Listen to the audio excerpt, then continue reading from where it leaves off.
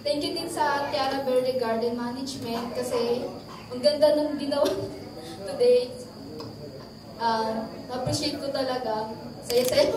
Salamat. Yun nga po sa Tiara Verde. Tingnan nyo naman kung gaano maganda itong reception natin, di ba?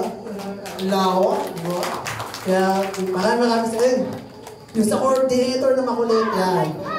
Kasi ito, tsaka yung yun, si ate mabait. Maraming sila.